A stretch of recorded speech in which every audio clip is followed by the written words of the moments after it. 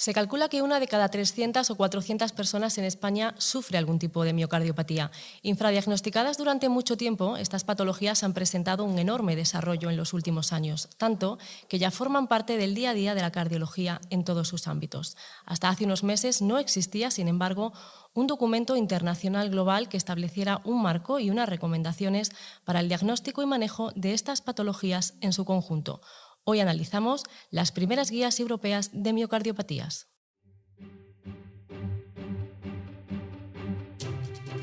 Cardio Podcast. Novedades científicas y actualidad clínica de la mano de expertos de la especialidad. Suscríbete al canal Cardio Podcast y escúchanos en Google, Apple y Spotify. Bienvenidos a un nuevo episodio Cardio Podcast, la producción de la Sociedad Española de Cardiología, coordinada por su grupo de jóvenes cardiólogos. Soy Gemma Romero, al frente de la realización está Miriam Reyes y en el debate de hoy nos acompaña como moderadora Carmen González de la Portilla Concha, cardióloga en el Hospital Universitario de Badajoz. Hola, Carmen. Muy buenas, Gemma, ¿qué tal?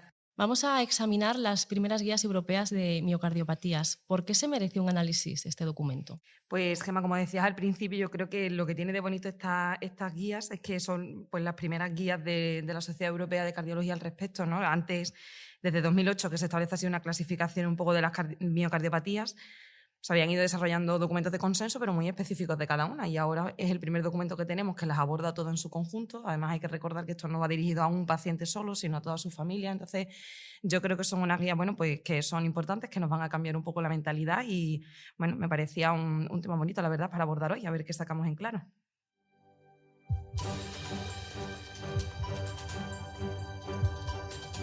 Comenzamos presentando a los especialistas que nos acompañan en este episodio y que sin lugar a duda nos ayudarán en este análisis. Tenemos con nosotros a Roberto Barriales Villa, cardiólogo en el Complejo Hospitalario Universitario A Coruña. Bienvenido, Roberto. Hola, muchas gracias. Pablo García Pavía, cardiólogo en el Hospital Universitario Puerta de Hierro Majadahonda, Madrid. Un placer, Pablo. Muchas gracias. Y Fernando de Frutos Seminario, cardiólogo en el Hospital Universitario de Belvitge, Barcelona. Gracias por acompañarnos, Fernando. Muchas gracias por la invitación. Si os parece, vamos a ir un poco comenzando aquí con el tema de las miocardiopatías, y lo primero que me llama la atención de las guías es ese mensaje tan importante y que se repite mucho, sobre todo al principio, de hacer un abordaje muy sistemático y multiparamétrico, y hablan incluso de una mentalidad de miocardiopatías, ¿no? Roberto, ¿qué queréis decir con esto o qué creéis que quieren decir con esto y cómo nos va a ayudar esto en el enfoque de estos pacientes? Sí, gracias, Carmen. Estas guías europeas de miocardiopatías son muy importantes por varios motivos. El primero, yo creo que hay que recalcarlo, que es que por primera vez se reconoce en unas guías europeas una entidad específica a las miocardiopatías, y esto lo posiciona como una subespecialidad más dentro de la cardiología. El segundo, se reconocen pues, los síntomas y signos con los que se puede presentar un paciente en la consulta: dolor torácico, arritmias, síncope, muerte súbita, y nos dice que todo esto puede ser debido a una miocardiopatía. Y esto siempre debemos tenerlo en cuenta, y se nos dan aquí herramientas para pensar siempre en una miocardiopatía o tener esa mentalidad de miocardiopatía que mencionas. Se reconoce, por supuesto, el enfoque multidisciplinar que se debe tener en estos pacientes y la especialización que hay que tener en determinadas áreas, por lo que también las guías son un empujón para favorecer las consultas específicas de miocardiopatías o cardiopatías familiares que hemos hecho brillantemente en los últimos años en nuestro país. Y todo esto pues con autores, al menos 4 autores de nuestro país, que yo creo que esto es un reconocimiento a todas las unidades de cardiopatías familiares de España. El protagonismo que ha tenido España en esta guía, entre otras cosas, bueno, pues porque una de las chairman de la guía era Elena Arbelo, pues yo creo que ha sido decisivo. Y luego, sobre todo, bueno, pues yo particularmente, cuando revisas la bibliografía y bueno, los trabajos que han supuesto las recomendaciones que hay dentro de la guía, pues la verdad es que es para estar muy orgulloso de la cardiología española. Yo creo que ha sido un trabajo muy importante que se ha hecho por mucha gente a lo largo de los últimos 10-15 años, y bueno, pues esto define claramente la nueva especialidad o una nueva área de especialización dentro de la cardiología. Y bueno, pues en ese sentido yo creo que el que haya una guía sobre este área pues debe de fomentar que este tipo de consultas especializadas pues todavía se extiendan más por otros hospitales. Yo creo aparte que las guías son un documento muy útil para cualquier cardiólogo, ¿no?, que ve pacientes en la consulta, por esto de la mentalidad de la miocardiopatía, ¿no? Las personas que nos dedicamos a cardiopatías familiares habitualmente no utilizamos términos como dilatada idiopática o IC con fe y preservada, sino que somos muy proactivos en buscar las causas, y yo creo que la idea de este documento es expandir esa mentalidad tan proactiva al resto de la cardiología. ¿Cómo hacéis vosotros en vuestras unidades? O sea, ¿en qué momento creéis que ese cardiólogo clínico general se tiene que plantear derivar al paciente a una unidad de cardiopatías familiares más especializada, ¿no? ¿Cómo lo hacéis? A ver, hay que también tener en cuenta que son enfermedades muy frecuentes. Entonces, esto no significa que todos los pacientes con miocardiopatías hayan de ser vistos en unidades de cardiopatías familiares. Yo creo que precisamente un poco lo que busca esta guía también es difundir ese conocimiento. Es que el cardiólogo general pues, aborde esta patología con herramientas y con formas de proceder estructuradas que se han ido generando en los últimos 10-15 años, y evidentemente habrá una parte de esos pacientes que son problemáticos o que tienen ciertas particularidades que se benefician de ser evaluados en centros específicos. Pero yo creo que precisamente esa es una de las buenas cosas de esta guía, que acerca la práctica de centros muy especializados a cualquier cardiólogo. Y hoy en día la verdad es que muchas de las técnicas que nosotros utilizamos son perfectamente accesibles desde otras áreas. Sí, yo creo que es muy importante sobre todo que se piense en miocardiopatía, que muchas veces antes no se pensaba, ¿no? Que ante estos síntomas tan comunes que puede presentar el paciente, pues el cardiólogo o el internista que los ve piense siempre que podría ser esto una miocardiopatía. Y a partir de ahí ya empezamos pues, el diagnóstico, la derivación a otras unidades, pero pensar en miocardiopatía es lo fundamental. Yo creo que también se remarca mucho en este documento y que creo que hasta ahora, desgraciadamente, en el mundo de la cardiología quizás no se había abordado completamente o de forma irregular, que es la evaluación de los familiares. Es decir, yo creo que esa es una parte muy importante y que es princeps dentro de este documento, que es cuando tienes un paciente con una miocardiopatía delante, tu labor no acaba solo en el paciente, sino que tienes que poner los medios para que la familia y otros miembros pues más distantes sean evaluados. Me parece muy, muy útil cómo abordan el tema de la genética, porque eso también ha quedado muy lejos siempre, o siempre ha dado mucho miedo, ¿no?, al cardiólogo, digamos, que no está dedicado a esto específicamente, y aquí dan como muchas pautas, explican muy bien qué alteraciones genéticas tenemos que tener más en cuenta, cómo hacer sobre todo también el consejo genético a estas familias, ¿no? Y la teoría del second hit, que también, bueno, hay que tenerla en cuenta un poco, cómo abordar y cómo plantearlo con estos pacientes. ¿Qué te parece esto, Fernando? ¿Cómo lo ves tú esto? Las miocardiopatías son muy, muy extensas y, lógicamente, la cardiología clínica pues, tiene un papel muy importante. Yo creo que parte del sentido de las unidades de cardiopatías familiares, ¿no?, sobre todo también es aportar un poco el expertise en la parte de genética, ¿no?, que igual no todos los cardiólogos clínicos pues, tienen la formación para hacer interpretación de estudios un poquito complejos, cuando pedir estudios genéticos más complicados, más ampliados, cuando hacer estudios de cosegregación.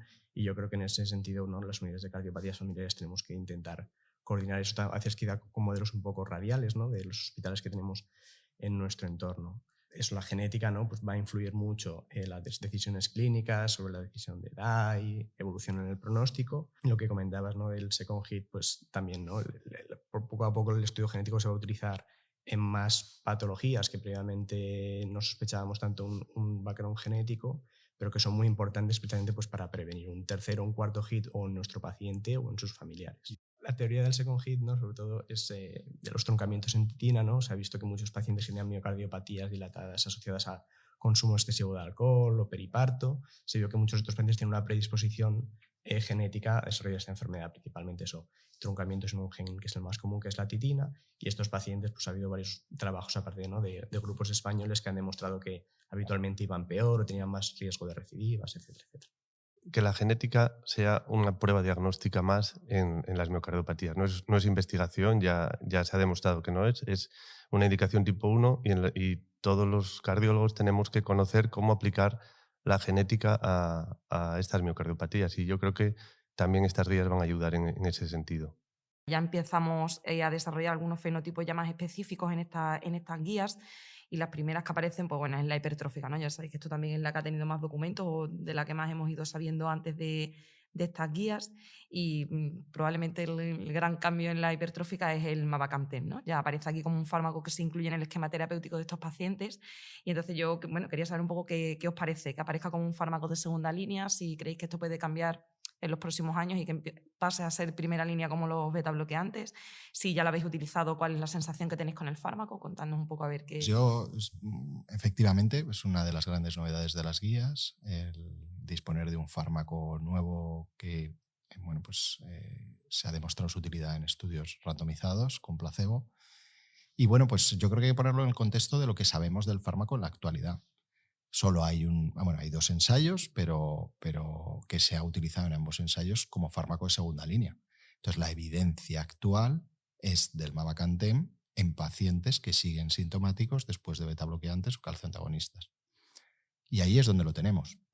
Nosotros hemos tratado bastantes pacientes en los ensayos clínicos y posteriormente con el fármaco, y bueno, pues mi sensación clínica es que acabará entrando como primera línea porque la respuesta terapéutica es muy buena de los pacientes. Quizás incluso mejor que la sensación que dan los resultados de los ensayos. Esta sería mi aportación personal.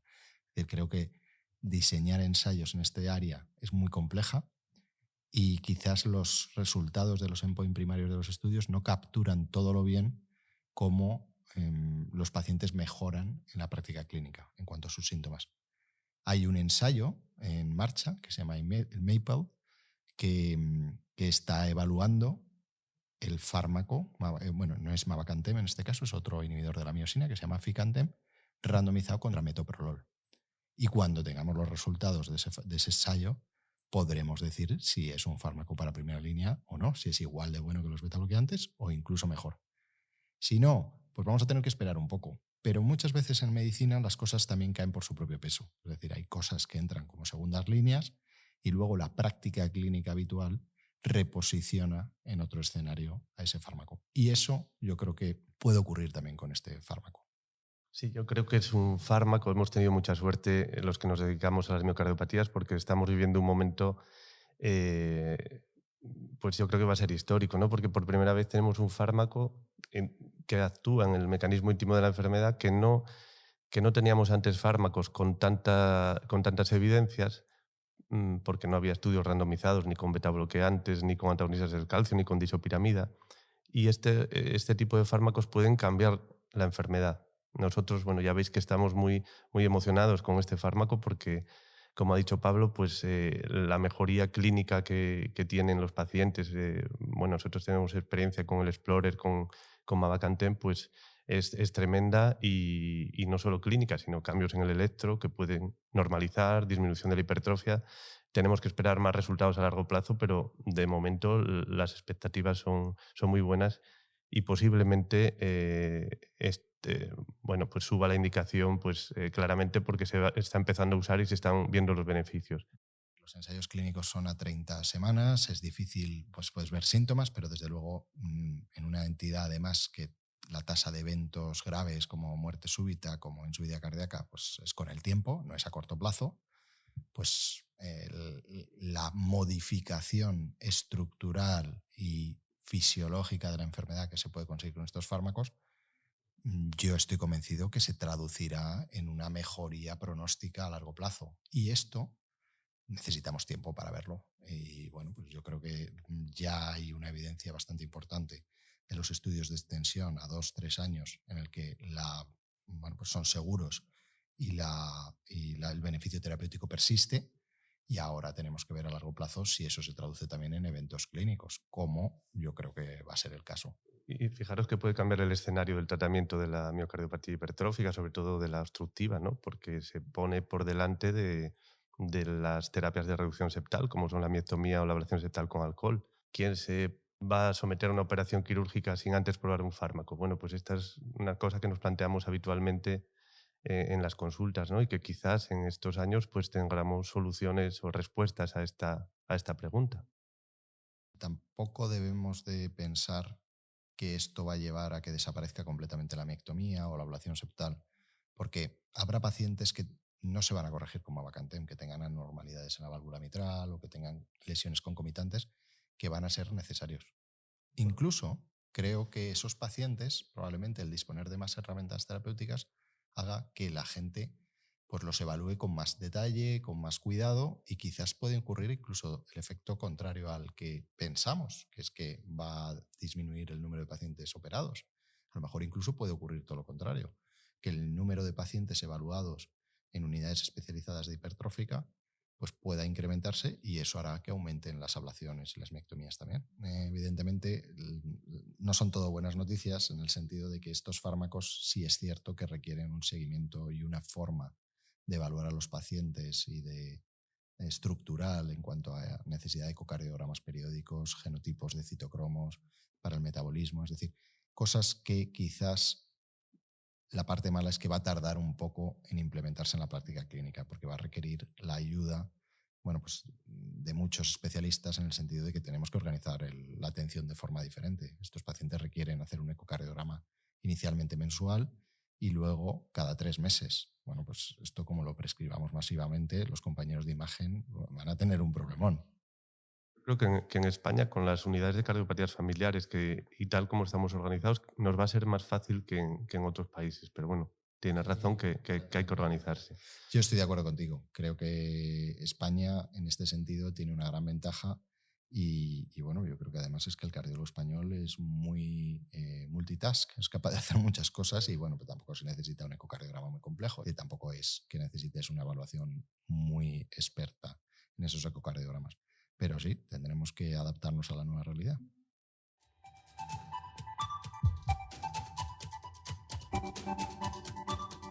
Estás escuchando Cardio Podcast. Continuamos repasando las nuevas guías europeas de miocardiopatías. Hemos entrado a analizar ya fenotipos específicos como la miocardiopatía hipertrófica. Y Carmen, seguimos ahora con la estratificación del riesgo de muerte súbita. Sí, yo aquí también en la hipertrófica me gustaría comentar también con vosotros un par de detalles también que se paran en las guías a mencionar esto. Y es, por un lado, el tema del aneurisma apical, ¿no? En las guías americanas a esto sí que se le da mucho peso, incluso se les indica el DAI al paciente en base a esto. Sin embargo, en estas europeas, pues bueno, nos lo dan como un detalle así a tener en cuenta, que pueda plantear una modificación en el manejo de los pacientes, pero no como algo que sí que establezca esta indicación. No sé qué os parece esto, ¿cuál creéis que los dos documentos están más acertados en este sentido? ¿Qué os parece? Creo que son dos abordajes completamente diferentes. El abordaje americano está muy basado en factores de riesgo individual, y el abordaje europeo es un abordaje más holístico, en el sentido de que tiene en cuenta múltiples factores. ¿Dentro de esos factores podría estar el aneurisma apical? Pues podría estar. Lo que pasa es que en su día, cuando se miraron y se desarrolló la calculadora de riesgo europea, pues esto no se tuvo en cuenta. Eso no quiere decir que el aneurisma apical no pueda formar parte. Lo que pasa es que si tú lo coges como un factor de riesgo individual, pues no estás teniendo en cuenta que los pacientes que tienen aneurisma apical, pues con mucha frecuencia tienen TVs no sostenidas. Con mucha frecuencia tienen determinados fenotipos, como por ejemplo, pues una cavidad pequeña, una dilatación de aurícula. La dilatación de aurícula ya está en la calculadora europea. Entonces, esto es un problema, porque siempre utilizamos algo más para mejorar la calculadora, cuando la calculadora, yo diría que no nos ha fallado. De hecho, hay estudios que lo validan, y en ese sentido, pues es una herramienta claramente útil y que se ha demostrado superior a este abordaje individual. No solo eso. Yo creo que para mí fue definitivo un estudio que se publicó en el año 2021 en European Heart Journal, que es un estudio del registro SER. El registro SER es un registro internacional liderado desde Estados Unidos, desde Boston, en el que recogen datos de pacientes con hipertrófica de múltiples centros de varios países del mundo.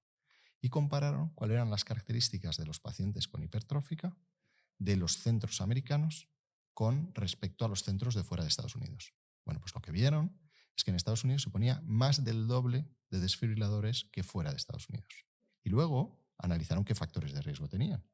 Bueno, pues en cuanto a factores de riesgo clásico, en Estados Unidos tenían menos número de factores de riesgo clásicos que fuera de Estados Unidos. Hasta aquí podríamos entenderlo. Pero ¿dónde está lo bonito de este estudio? Pues que analiza cuáles eran los eventos. Y se ve que el número de descargas o muertes súbitas de la cohorte europea, de los pacientes europeos, es muy superior con respecto al número de DICE, o sea, por número de eventos por número de DICE, es muy superior en la cohorte de fuera de Estados Unidos que en Estados Unidos. Y en cambio, de gente que no llevaba DAI, se mueren igual. O sea, gente que no lleva DAI tenían la misma tasa de muerte. Y en cambio, en los que llevaban DAI, muchos más descargas apropiadas fuera de Estados Unidos que en Estados Unidos. ¿Qué nos lleva a pensar esto? Evidentemente no es un estudio randomizado ni nada por el estilo, pero nos lleva a decir que parece que en Estados Unidos se ponen más desfibriladores de los necesarios, porque si se ponen la mitad de desfibriladores que en Europa y en cambio el número de muertos de gente que no lleva desfibrilador, de muertes súbitas recuperadas, es el mismo, pues ahí hay DICE que no son necesarios. Volviendo al tema del aneurisma apical, sí que es verdad que recientemente se ha publicado algún trabajo, aunque más allá de ser algo dicotómico de aneurisma apical sí o no, han valorado el tamaño del aneurisma apical como factor de riesgo tanto de eventos cardioembólicos como de muerte súbita. De hecho, este paper que se publicó a finales del año pasado, 2022, establecían un umbral en torno a los 2 centímetros que claramente marcaba pacientes de mayor riesgo. No sé vosotros qué opináis. Bueno, yo estoy totalmente de acuerdo con Pablo. Y yo creo que el estudio que ha comentado el SER es demoledor en este sentido.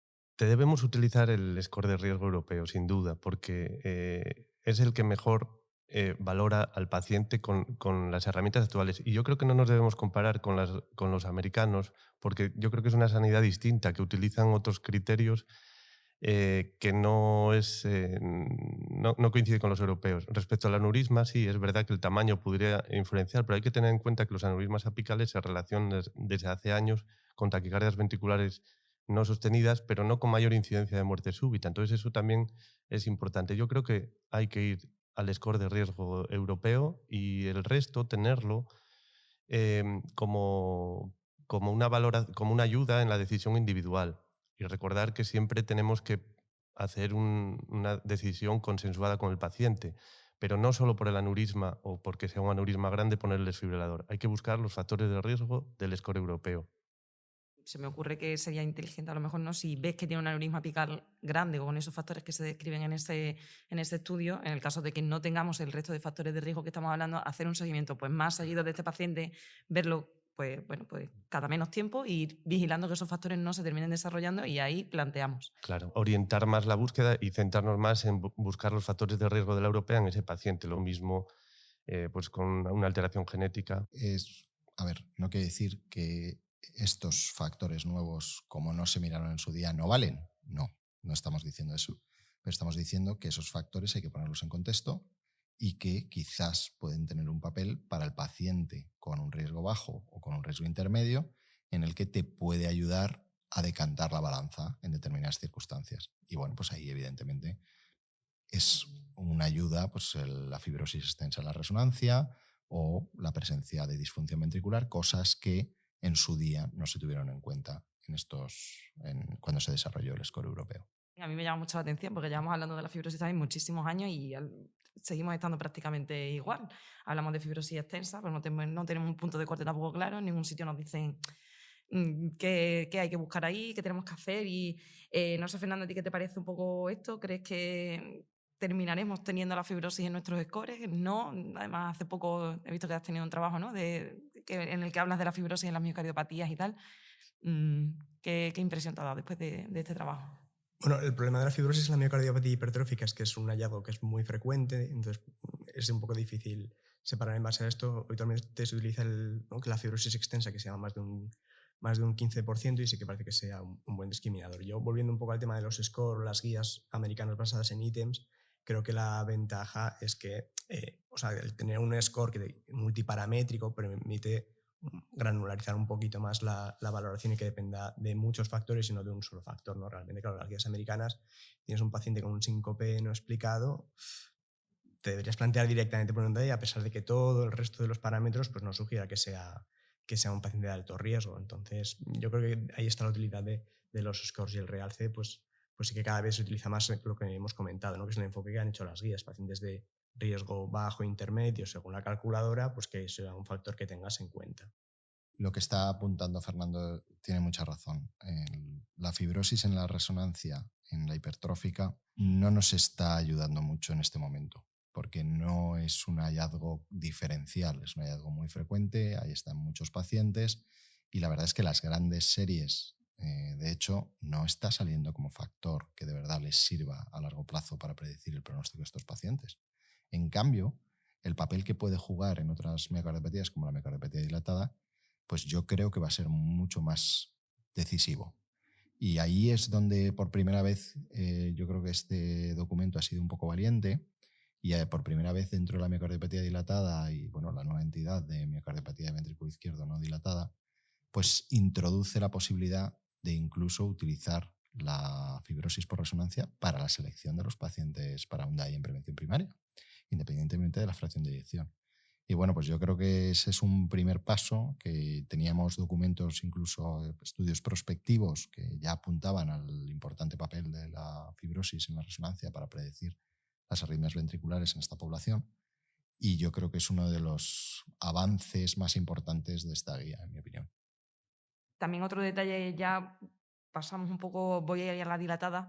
Creo que aparte de la fibrosis también llevamos mucho tiempo y de hecho hemos empezado prácticamente el podcast hablando de esto, de la genética, ¿no? ¿A qué pacientes le tenemos que hacer un panel genético? ¿Cómo de extenso tiene que ser ese panel genético en la dilatada? Y ya aquí sí en las guías también se están especificando ya determinados genotipos que sí que hay que tener muy en cuenta para establecer una prevención primaria también, como estamos hablando.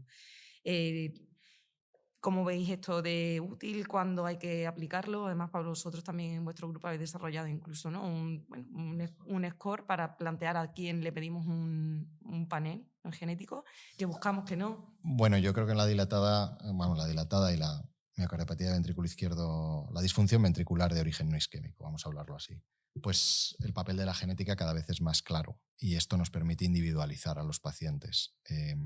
La verdad es que esto no es descubrir la pólvora. Si uno piensa lo que ha ocurrido en campos como la oncología o la hematología, claramente pues la evolución que han tenido es a una individualización de los tumores y una respuesta terapéutica con unas quimioterapias u otras en función de las características moleculares de los pacientes. Pues yo creo que la cardiología está siguiendo este camino. Y aquí es donde queda más patente, porque veíamos pacientes con un mismo grado de disfunción ventricular y con un comportamiento clínico completamente diferente. Ahora ya sabemos que mucho de eso se debe a que son enfermedades distintas en cuanto a que su base molecular es distinta. En este sentido, pues hombre, mi recomendación sería que a todo paciente con disfunción ventricular de origen no isquémico debería hacerse la genética. Es cierto que eso puede no ser viable en determinados centros. Si eso no es viable, pues nosotros, en colaboración con todos los grupos españoles, pues desarrollamos un score, que es el Madrid DCM Score, que está disponible en internet, madriddcmscore.com, y entonces, bueno, pues ahí metiendo unas características clínicas del paciente, características del electro y el eco, es decir, cosas y de la anamnesis, que es bastante sencilla. Y bueno, pues con esos parámetros tú puedes predecir qué probabilidad va a tener el paciente de tener un estudio genético positivo. Entonces, bueno, pues eso te da una herramienta para que si tú tienes que priorizar determinados pacientes porque tienes unos recursos limitados o porque tienes alguna dificultad, pues ahí puedes ver qué probabilidad va a tener tu paciente. Eso te puede ayudar pues, para solicitar más estudio genético con más probabilidad de un estudio genético positivo o para insistir al paciente que debe de mirarse. Yo creo que es una herramienta válida, está validada con una cohorte independiente de Italia y de Holanda y yo creo que es una de las cosas que, bueno, pues que en los últimos años ha generado la cardiología española que pueden ser decisiva en determinados centros para cambiar la práctica clínica. Sí, me parece muy importante y yo creo que estas guías son un paso intermedio a las clasificaciones, a las guías definitivas que van a ser posiblemente en un futuro inmediato pues una clasificación de miocardiopatías por la genética, porque como muy bien ha dicho, no es lo mismo una miocardiopatía dilatada por titina que por una lamina. Entonces estas guías tratan de iniciar ese camino. Y ya no solo en la disfunción ventricular, también en la miocardiopatía de ventrículo izquierdo sin disfunción ventricular, cuando vemos realce o fibrosis en la resonancia, también nos indica la genética, ¿no? Entonces, el mensaje de estas guías es: si tienes una disfunción ventricular o si tienes una alteración en el ventrículo izquierdo, un realce, aunque tengas la fracción de eyección conservada, piensa en miocardiopatía y utiliza la genética, ¿no? Porque te va a clasificar esa enfermedad que tiene tu paciente o tu familia y te va a permitir en un futuro hacer una correcta estratificación de riesgo y posiblemente un tratamiento específico en pocos años. Quería preguntaros, me parece muy importante, porque ahora estamos hablando de todos pacientes ya enfermos, ya con una miocardiopatía desarrollada, pero ¿qué pasa con todo esto? Estábamos hablando antes también, no abordamos a un paciente, abordamos a sus familiares, que vemos que tiene dilatación, que vemos que tiene disfunción, el paciente está completamente asintomático o en fases muy incipientes de la enfermedad, y aquí ya en las guías sí que se nos habla pues de empezar con el tratamiento con estos pacientes, consensuarlo con ellos. ¿Cómo hacéis esto vosotros? ¿Lo iniciáis directamente? ¿Lo habléis con ellos y vais vigilando? Claro, al final, o sea, los pacientes que tienen algo de disfunción, a pesar de que puede que estén asintomáticos o con cifras de NT-proBNP muy bajos, habitualmente sí que empezamos algo de tratamiento neurohormonal, pues porque preveemos que el paciente, especialmente si tienen genotipos de mal pronóstico, pues que va a ir progresando y que el tratamiento puede tener un papel. Sí que es verdad que las indicaciones en estos casos pues, son un poquito más reducidas. También habitualmente vamos modulando un poco con el paciente la tolerancia, quizá no ponemos los 4 fármacos a la vez, vamos viendo un poquito la respuesta, pero yo creo que es una herramienta útil. Pacientes que son portadores genéticos pero no tienen disfunción, a día de hoy no sabemos qué hacer con ellos, no sabemos si cómo se puede prevenir la enfermedad en ellos. Y en ese sentido, pues en España se está haciendo un estudio randomizado con placebo de la administración de candesartán profiláctico en estos pacientes. Están participando 37 centros españoles y bueno, pues si alguien, el estudio se llama Early Gene, y si alguien que nos está escuchando pues tiene interés o tiene pacientes en los que podrían beneficiarse de participar en este estudio, bueno, pues la verdad es que sería estupendo si lo remitiese a una unidad de cardiopatías familiares para poder participar en este ensayo. Por cerrar, la ritmogénica también ha tenido así algunos, bueno, discretas modificaciones bajo mi punto de vista en cuanto también al score de muerte súbita, de prevención en estos pacientes, y aparte del score ya desarrollado en 2019, pues añaden algunos factores también modificadores que de hecho dan un algoritmo nuevo, ¿no? Bueno, ¿qué os parece este nuevo algoritmo? ¿Cómo lo planteamos? Muy buena pregunta, porque sí es verdad que en esta enfermedad, en la ritmogénica del ventrículo derecho, es muy difícil, y estoy acordándome de esa frase del Premio Nobel de Física, Niels Bohr, que predecir es muy difícil y más si es acerca del futuro, ¿no? Entonces, en esta enfermedad hay muchos gaps en la evidencia y todavía queda mucho por recorrer. La evidencia sobre el pronóstico es limitada, estudios retrospectivos, el número de predictores clínicos que podríamos estudiar en modelos multivariados es pequeño. Entonces, y además otra cosa muy importante, que en estos estudios muchas veces se ha considerado las intervenciones apropiadas del DAI como subrogados de muerte súbita, y se sabe que muchos pacientes toleran perfectamente TV sostenidas y no acaban en muerte súbita. Entonces, sí es verdad que las guías recomiendan utilizar estos dos scores, y siempre con decisión consensuada del paciente. Quizá esto en España es difícil, ¿no? La decisión consensuada, y yo creo que requiere un comentario, ¿no? Porque muchas veces, quizás en otras mentalidades, consensuar con el paciente es más fácil. En otras nacionalidades, digo yo, porque aquí no sé si os pasa a vosotros lo mismo, porque el paciente al final te preguntaría: ¿y usted qué haría, doctor? Esto siempre me hace mucha gracia cuando se pone esto en los documentos. Bueno, pues es difícil, ¿no? Pero bueno, el score de riesgo en miocardiopatía ritmogénica del ventrículo derecho siempre te pueden dar un número que puedas discutir después con el paciente, las probabilidades de tener una muerte súbita, una taquicardia ventricular, los problemas del DAI, que no nos olvidemos, que siempre tiene, pues hay problemas en implantación, seguimiento, infecciones, descargas inapropiadas. Entonces, bueno, sí es verdad que los dos scores, o sea, los criterios clínicos de riesgo y el score de riesgo, el calculator, nos van a ayudar a tener una perspectiva de lo que le puede pasar al paciente, y eso después tenemos que compartirlo con él. Sobre la estratificación del riesgo de eventos arrítmicos o de muerte súbita, sí que de momento tenemos un enfoque bastante basado en realce y en genética, pero el gen incompleto, y en el último año específicamente se han ido publicando trabajos que han definido que algunas regiones, por ejemplo, algunos truncamientos en desmoplaquina, que es un gen frecuente de miocardiopatía del ventrículo izquierdo de perfil arritmogénico, o por ejemplo en RBM20, ¿no? Que es un gen también de perfil arritmogénico, hay una variante específica que tiene un mayor riesgo, y yo creo que quizá en el futuro tengamos más herramientas para poder definir algunas regiones de los genes o algunas variantes que confieren un riesgo mayor. De hecho, los compañeros de Coruña creo que están trabajando en algo relacionado con esto en troponina T2, ¿no? La miocardiopatía hipertrófica. No sé si Roberto nos quiere comentar algo. Sí, es lo que decía antes. Estas guías abren el paso a las siguientes guías, que será la estratificación por gen o la clasificación por gen. Y dentro del gen es muy importante que no es lo mismo tener una variante que otra. Eso ya es el siguiente paso, ¿no?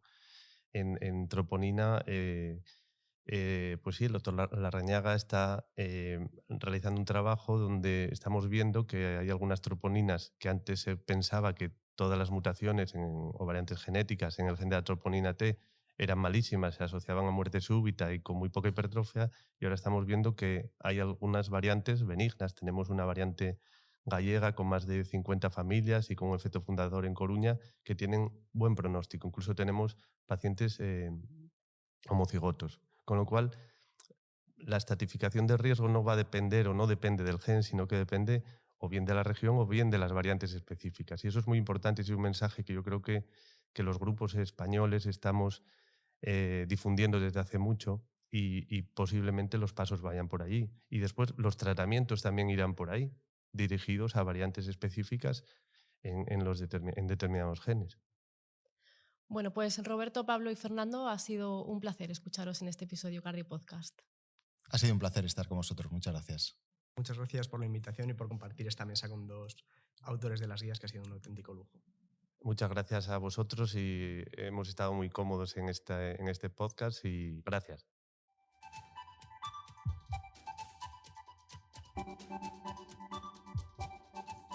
Muchas gracias, Carmen, por la moderación. Gemma, a ti, a vosotros, a los tres por venir, muchísimas gracias. Y la verdad es que me ha gustado muchísimo este podcast. Creo que además, como decíamos antes, España se está posicionando en un sitio, pues la verdad, muy bonito, privilegiado para esta patología, y bueno, pues ojalá que en los próximos años sigamos liderando todo el desarrollo y el estudio de estas patologías, y que bueno, en un futuro tengamos muchos datos nuevos, y que sea gracias a todos vosotros. Muchas gracias por todo y que paséis un buen día. Espero que a todos os guste. Recordamos que podéis escucharnos en nuestra playlist disponible en Spotify, SoundCloud, iVoox, Apple Podcast y, como no, también en secardiología.es, donde podéis consultar además la bibliografía recomendada de cada episodio. Os esperamos en el próximo. Cardio Podcast, un programa de la SEC coordinado por su grupo de jóvenes cardiólogos.